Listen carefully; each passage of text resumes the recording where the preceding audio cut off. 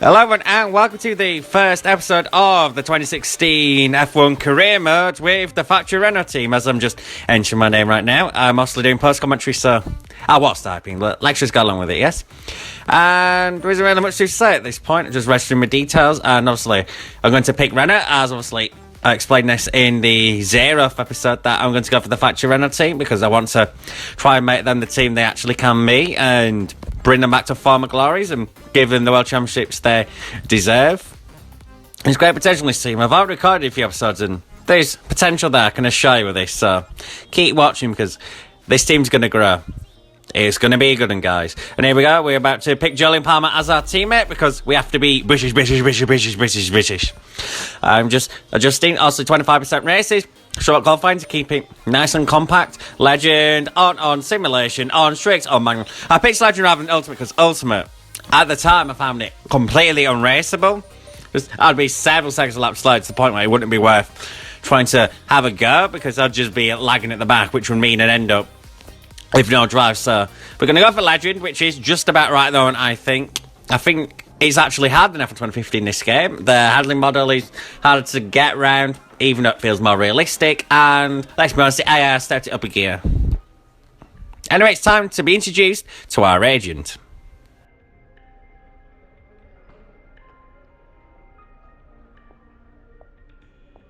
Hi, I'm Emma Jenkins.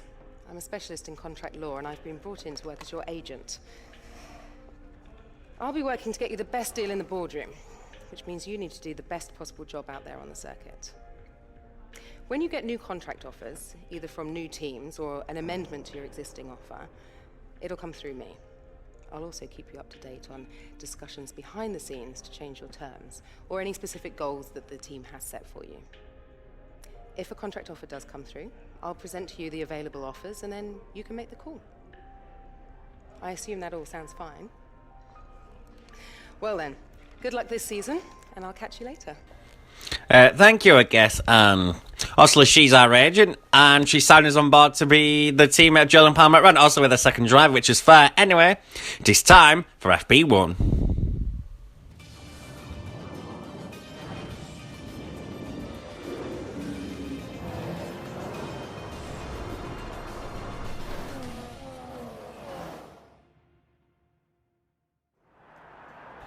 So here we are, and we decided to go for the track acclimatisation. They recommend us we go in the prime tyres. I remind you, the primes are the mediums, the options are the softs, and the qualifying tyres are the super softs. And our first acclimatisation lap wasn't actually too bad, actually. We managed to get 435 points, which was 90 more than the initial objective. And our second acclimatisation lap was even better. We actually managed to score purple, as you can see. The master managed to get 495 points, as I can also magic desktop, thanks computer. Jeff was impressed about that, but when it came to tyre management, we were awful. We couldn't look after the tyres, we were struggling to get up to the delta on the option tyres, so I decided to sag that off, and we then got introduced to resource points at the end of FP1.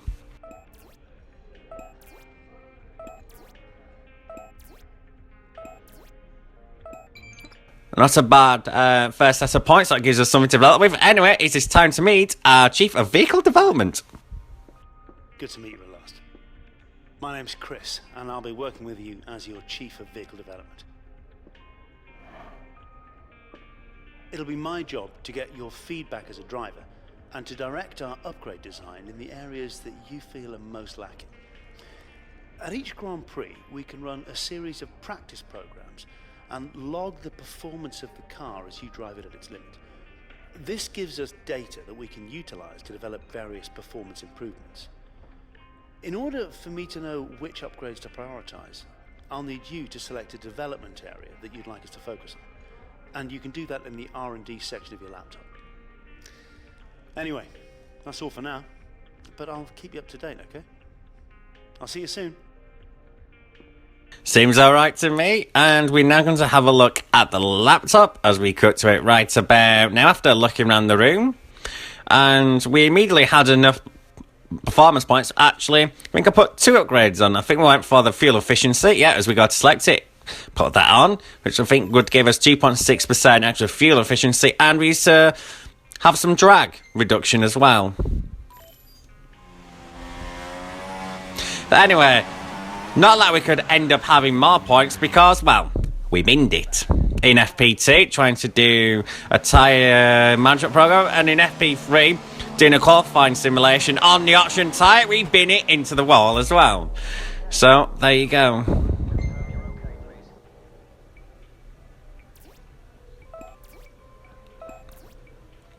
As you can see, that's the resource points of shame. So, there you are. That's what happens when you keep binning it and can't get the R&D points. Hey, looks like you've got a bit of rivalry going on out there. This is good. Gets people talking about you. Just make sure you outperform them, okay? Right, so drop. I should explain in F1 2016, there is a canon beginning for the first rival. It will always be your teammate. Also, in my case, that's Julian Palmer, son of Dr. Jonathan, in case you don't know. And now she has a voicemail for us. Hi, how are you? I'm just passing on your qualifying goals for this weekend. So, we expect it to be 70 for higher and beat Julian Palmer as we now go towards qualifying. Have we noticed one thing now? They've not changed the, oh, it's drama time cutscenes, have they? They're just F1 2016 with some things on it. Anyway, qualifying. Welcome to Melbourne, where qualifying for the Australian Grand Prix should be getting underway shortly. Amongst the virtue of editing, we can go straight to our first lap, but not ready. There were problems because we got boxed by Daniel Ricciardo on an out lap, just dawdling for no apparent reason. This held us up for the rest of the lap. And actually, the dirty air was holding us back because Ricciardo was actually going slow enough to hold us up. Yeah, fast enough to still be there. That's how slow we are. As we start at 130.272, 4 seconds off. This game's struggling. Anyway, on our second lap, we are well over a second ahead of our Delta time. Going to 1.1, and we're set at 129.161. It only gets us P20. And in the end, we ended up qualifying 21st. I forgot to record it or screenshot it, anything. And if actually Renault 21st, that is shocking. And I'm sure you agree with me. That I should have done much, much, much, much better. Anyway, it's time to look at the points for the resources that I managed to get from that round of qualifying. Underachieved, but managed to get a few points. And for our rivalry, well, we're struggling against Julian. I mean, look at this. Look at this. He absolutely dominated us. We didn't beat him in any department ever, and we failed our qualifying target as well. As we shall now see in the team standings, that's not put us in good stead, because we lose a point for that. And we didn't beat our team at IRS, so we lose yet another point for that, which is not really any good. Anyway, got another voicemail from Emma. Hi, guess who? I've seen the team's expectations for the race, so I thought I'd pass them on and wish you luck. Take care. So we expect to finish in the top 19 and manage to beat Julian Palmer. That means we have to up 3 sinks behind if we can only just match the target and be 16th in the drive championship. Anyway, it is time for the 2016 Australian Grand Prix. Not live on my channel. Anyway, sit back and enjoy Crofty and Ant. They say that even a second is an eternity in Formula One, so going 4 winter months with no racing at all has seemed a very long time indeed. We're back though in Melbourne, home of the Australian Grand Prix since 1996. We go racing today then in the state of Victoria, where the drivers have 16 corners and 3.3 miles to navigate at an average lap speed of around 120 miles an hour. The close proximity of the barriers makes accidents inevitable, and recent history shows us that a safety car is not at all out of the question. I'm joined today in the commentary box, as I will be throughout this season, by a great racing driver, former F1 competitor, former world champion, and dare I say it, all-round top bloke as well. It's the one and only Anthony Davidson. And tell me, here we are, first Grand Prix of the season, and it's gone and rained on us. I imagine that that's not especially helpful for the teams, who are still trying to figure out, of course, what kind of performance they're all capable of. First of all, Crofty, and thanks for the glowing introduction. I just want to say it's a real privilege to be here. I can't wait to see what this competitive field has in store for us this season. Now, in regards to the weather, you're absolutely right. You know, we've just come here off the back of testing. It's the first opportunity to really gauge where the reliability is, where the performance is, how you stack up against your competitors in the Grand Prix. And now it all has to be kind of put on hold for a bit. So now the question becomes, who can be adaptable? who has the wet weather pace and who can make best use of these difficult circumstances to come out on top in these conditions. Okay, be wary of the cars ahead braking suddenly into one. We could ruin our race if we hit them. Good luck. We're almost ready to go then, and this is what the starting grid looks like for today's race. Nico Rosberg will start his silver arrow from pole position, and Kimi Raikkonen completes the front row. Looking down the rest of the grid, we have Hamilton, Verstappen, Sebastian Vettel and Massa, Grosjean, Perez, Ricciardo and Valtteri Bottas, Hülkenberg, Alonso, Carlos Sainz and Button, Kvyat, Gutierrez, Felipe Nasser and Marcus Ericsson, Palmer and Wehrlein, a Renault, Hi. Rio Haryanto completes the grid. And with preparations almost complete, let's head down to the track. And down to the track we must go. And now it's time to have a look at the race strategy. And it's going to be quite a very simple one. Looks like we're going to have a no-stop strategy, having started on an intermediate tyre. Well, that's the plan anyway. And looks like it's going to draw out towards the end, but a point where Inters are still going to be the tyre to be on anyway. And there'll be no point pitting anyway. Anyway, it's time for the formation lap. Is what I was thinking at the time, just going, well, not going, but you just like, what do we do? Oh yeah, I managed to stall it somehow before we even got going, but I managed to solve that problem, managed to get off and get a bit of wheel spin off my initial launch, but gave me an idea of how I'll be able to attack the initial start. But anywho, it is time to skip the formation lap because there wasn't really anything that happened. As we go to 4 lights and 5. And we are going Australia, and we seem to bog down initially compared to Wehrlein, but we seem to get a good secondary phase at the start, and we now swerve over to the other side of the track, nearly leaves the back of the cars, heading down towards turn 1, and we managed to dive bomb the AI. Some things about the game don't change. There seems to be a huge pile up here as we go through turn 2, gaining loads of positions. We get an illegal overtake where we're told to ignore it otherwise as we head down towards turn 3. Here we are in P9, having gained 12 positions, but then Hülkenberg and Ricciardo have re-overtaken us, but we managed to dive bomb Perez and Grosjean as well. Nearly managed to tap the back of Kimi Raikkonen's Ferrari as a head through turn 4, managed to get into P7, up 14 places, just through half of the first sector.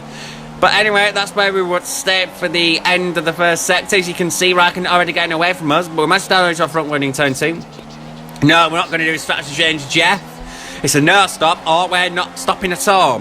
You pick one out of those two, which you think is best. Also, we decided, no, we're not pitting at all. And that was pretty much it for the first lap. And indeed, nothing really happened. Even towards the end of the second lap, we still got Perez still behind us. We're still keeping him behind, but we're losing a hell of a lot of time to Raikkonen. Over 2.5 seconds a lap. So that indicates we've got a very slow car, and we are pretty much the cork in the bottle for the field behind. I was verified as towards the end of the next lap, they're still behind us, but Raikkonen has managed to extend, well, sorry, it's now Massa, managed to extend his gap to 9.5 seconds, as Jeff tells us. As we go through the middle of lap 4, because while I'm too busy trying to give Jeff a request, Perez managed to have a go at us and then backs out, but then we make an absolute hash of the fast chicane. And now Perez is going to get a huge run on us. And we now have to go defensive immediately, and we're wanting Jeff to shut up by now, but that's our own problem. And Perez, especially about confidence on the brakes in us, wants to squeeze us to the inside of the track, and he managed to pinch P7 as Hamilton sets the fast lap of a 140.8. That's 4.6 quicker than our fast lap. That tells us we are missing a lot of pace, and the front wing, as you can see there, is quite damaged, so that's definitely not holding us at all. It's giving us a lot of understeer, and we're nearly 30 seconds behind at the end of lap 5. It's nearly 6 seconds a lap, with 4.4 seconds between us and Palmer. Several positions behind us, we're not sure where, but now it's Daniel Ricciardo trying to attack us at the end of lap 6. Well, the beginning of lap 6 rather, and during the middle of lap 6, he tries to overtake us into the fast chicane. We managed to fend him off, but however, we got a worse line, and he managed to get a cut back on us. Don't forget, we're racing with the same power units, but we somehow managed to get a very good drive out of that corner, and we don't have to worry about him to get towards the end of lap 6. However, we still have to worry about him, as it turns out, because his Red Bull is actually doing quite well in these conditions, and we have to fend him off as we head down towards turn 1. He managed to give us room, and he doesn't quite able to finish the move. Don't know how he didn't finish the move, but we clearly stuck our nose in once too far for him, and we managed to retain PM, managed to actually gap ourselves to Hülkenberg. Not for long though. And Jeff doesn't seem to have the data for the weather, which is strange.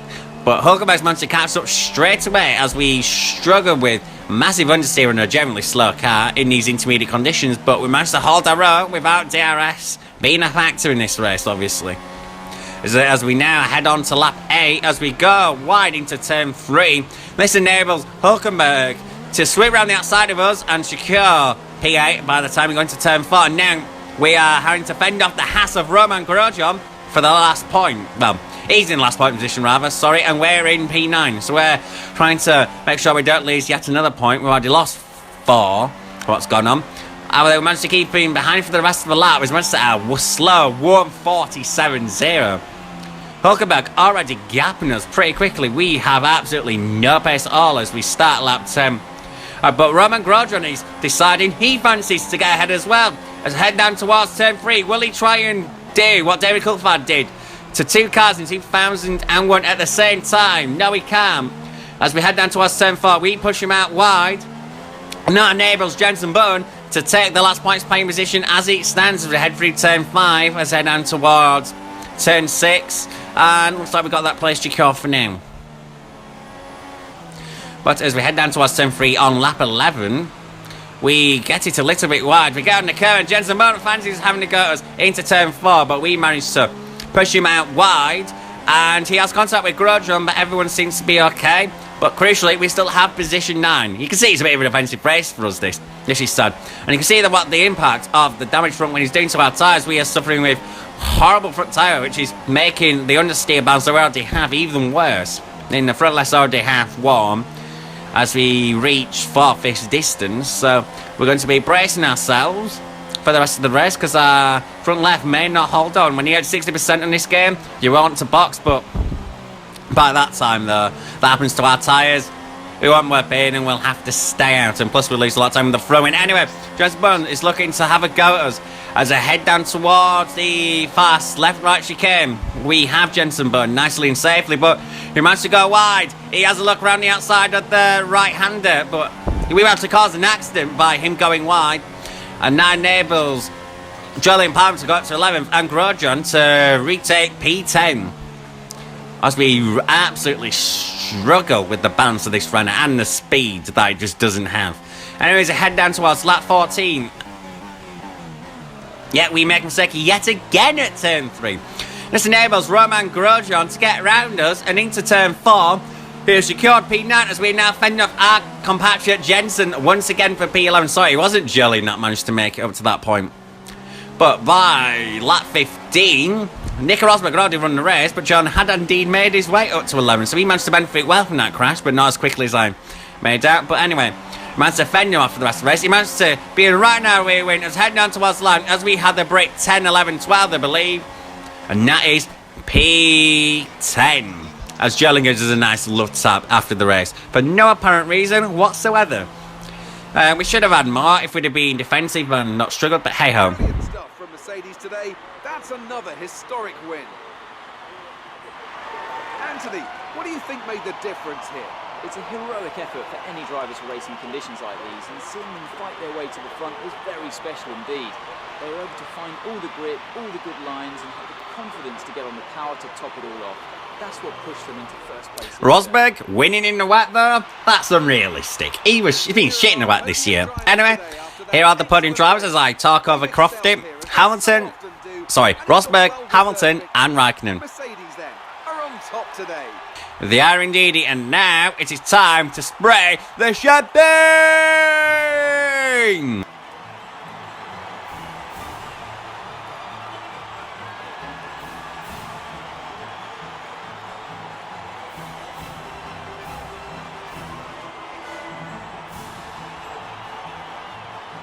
And now let's take a look at the drivers' standings. Nico Rosberg takes over the lead of the Drivers' Championship after that excellent result. And now I'd like to ask you, Anthony Davidson, who was your driver of the day? It's a difficult one, but I'll have to go for the Renault driver. That was a commanding performance today. Very impressive indeed. And now let's take a look at the constructors' standings. Mercedes moved to the top of the table. Well, what a weekend that has been. Please join us next time for another thrilling instalment of this Formula One season.